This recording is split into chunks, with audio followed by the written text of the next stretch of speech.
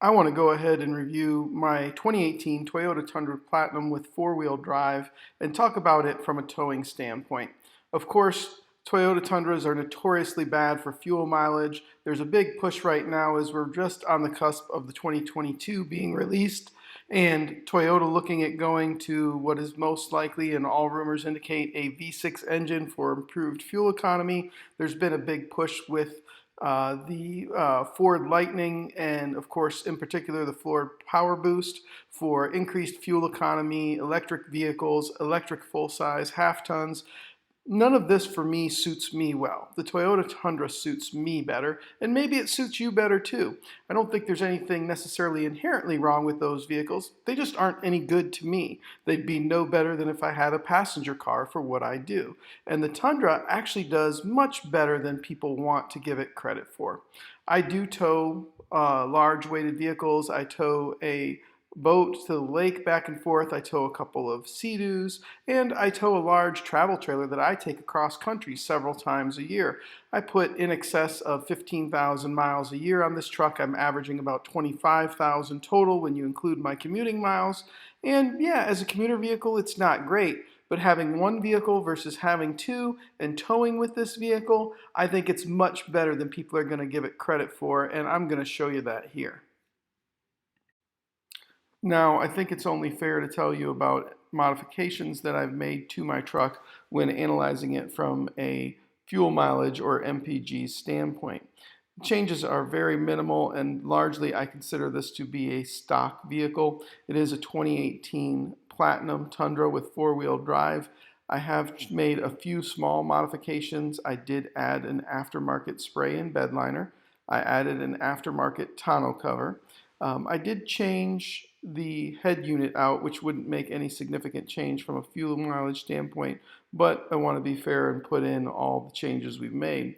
We also added the rear Trd Pro Sway Bar. This rear sway bar gives the truck some better balance on cornering, and you don't get as much of that notorious Tundra body roll. We also added the Ride Right airbags by Firestone. You can use those airbags with a weight distribution hitch if you set it up properly, and I'll probably do another video at some point on how to do that. Some people will say you shouldn't use both. You absolutely can if you set it up correctly. And if you look at my Tundra parked in the driveway here, what you can also see is that I added some aftermarket step bars. These are the Tiger Star steps, and they add about 120 pounds to the overall vehicle weight. I think perhaps the most significant change I've made to the vehicle has to do with the tires. I switched out from the original Duelers that came on the truck to Michelin Defender LTX MS2s.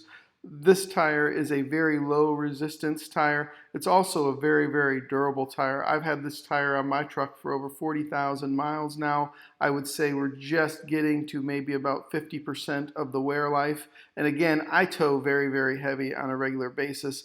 I've probably put 15,000 miles of my average of about 25,000 miles per year towing, and towing a travel trailer across country. So I think this tire's functioned great so far. I think it's made a big difference in the MPGs, and for anybody who uses their vehicle in a way similar to the way I use mine, I would highly recommend it. So I am just over 3 years of ownership on this vehicle now, and I'm actually just past 76,000 miles on the odometer as I'm getting this video ready. What I will tell you is that trips I take are typically long distance. A recent trip out west included what we would call the Grand Loop, which includes the Grand Canyon in Arizona.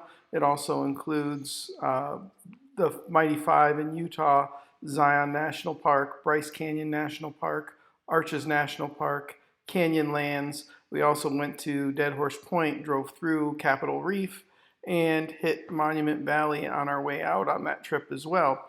All the time towing my Lance travel trailer, which weighs about 7,000 pounds when fully loaded. And we took that into places like Valley of the Gods in Utah. We didn't necessarily use it for towing as we were traveling around, obviously, from site to site once we reached a destination. But we put a total of just under 6,000 miles on in this most recent trip.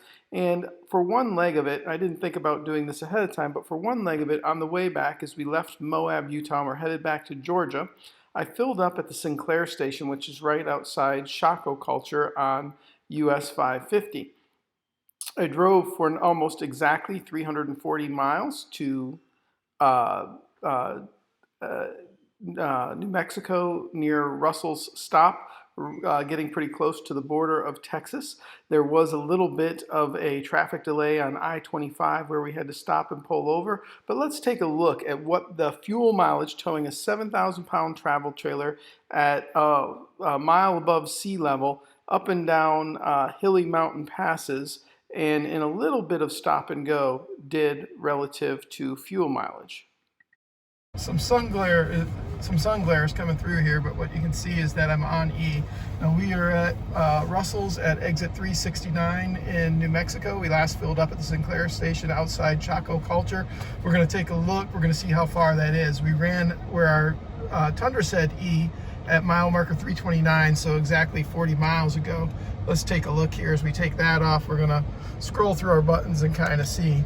So we averaged 9.2 towing a 7,000-pound travel trailer and with all our gear in the back. And I'll take a picture and show you all that gear in the back as well.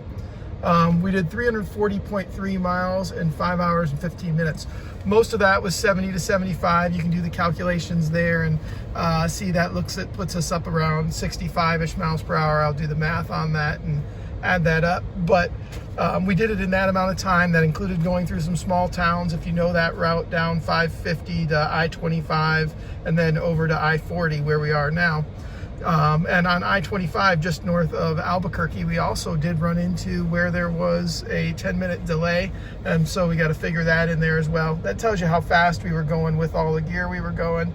And then we have 0 range left, so we're going to fill up. So my computer said 9.2, towing all that weight, that speed. Let's see what we really got hand calculated. While we're filling up here, I want to show you what all we're traveling with. In addition to myself and my son, you can see the wind blowing all the dust off the top of our Predator generator. That's full. That weighs about 100 pounds. You can see there's 2 cans in the back there. One of them tipped actually during the ride. I got to tip that back over. Those are both full. They weigh about 45 pounds a piece then. And the rest of our gear, some tools. For some reason, my son brought 80 pounds worth of, or 70 pounds worth of weight with us. I'm not exactly sure why. A little bit of water, tools, all the gear we've got. My guess is total we're looking at probably about 300 pounds of gear in the bed here. So apparently at Russell's here we're limited to $95, which puts us at 29.15 gallons. So we're gonna have to reset that and add that to our total. So I don't know if you can see that there, that's the second fill up, which was 6.420. So if we had the 6.420 to the 29.15, we come out with 35.57. Pretty darn good. We'll do the calculation on that, but it also lets us know that Tundra leaves quite a bit in the tank when it reads empty. So here's the real world review of the Tundra and its fuel economy. Yeah, I only get about 13, 14 in town driving in everyday traffic. Yeah, the best I do on the highway in ideal conditions going about 65 is about 18 to 18 and a half miles per gallon. Every now and then if I'm stuck at 60 for a long period of time, I might reach 19. None of that's great. But that isn't what this truck was designed for. This truck has 6 gears, a 4.3 rear axle, and it tows like a beast and it pulls like a beast for a half-ton truck. Is it going to keep up with a 3/4 ton or a half-ton on the highway? No. But is it going to beat every other half-ton out there?